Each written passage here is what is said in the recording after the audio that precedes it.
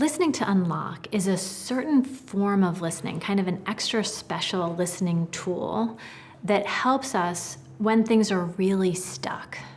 So you use this form of listening under conditions when you've tried all kinds of other things and somehow the system isn't going anywhere and you can't figure out why that's happening.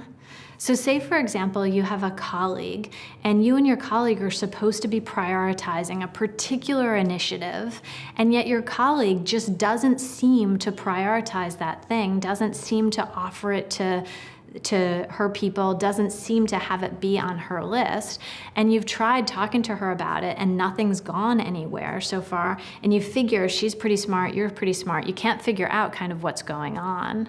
So you could listen to win, right? You could go and convince her of all the ways she ought to be prioritizing this thing.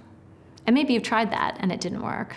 You could listen to fix. You could kind of help her prioritize and say, oh, I think you should spend X amount of time on this. And if you give me these two people, that might help. But maybe that doesn't work either. And so then you need to go into listening to learn, to really understand what's going on with her, what's going on in this situation that means you can't get what you need, what you both seem to need from this initiative.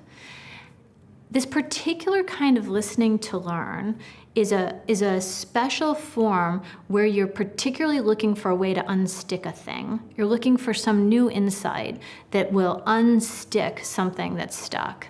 Or locked. I like to think of it as kind of locked up. And it takes kind of 3 steps to do. So the first thing you do is, with real curiosity, you ask some different questions.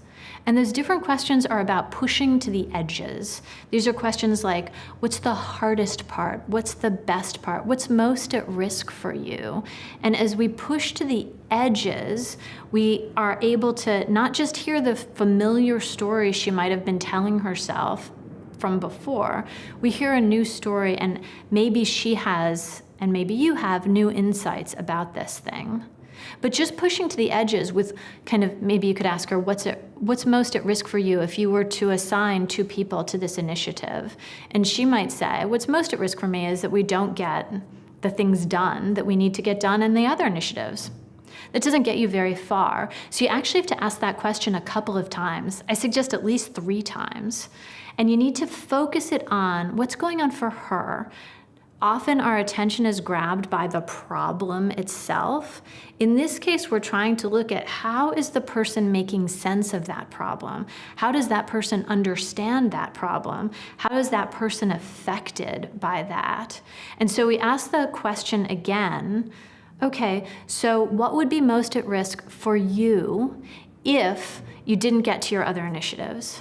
And she might answer, I would not meet my objectives, and with performance reviews coming up, that would be a really bad thing.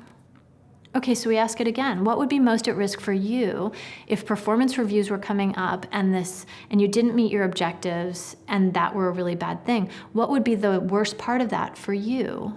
And as she gets deeper and deeper into her own thinking, she'll eventually get to the edges of her known world. She'll eventually get to a place where she says, which just would be terrible, right? If I were to have a bad performance review, I don't even know what would happen. I've never had a bad performance review. And she might stumble and stammer, not even knowing what could be next. And then you know you've really gotten to a boundary there. And you can do the third thing, which we think of as searching for the equals.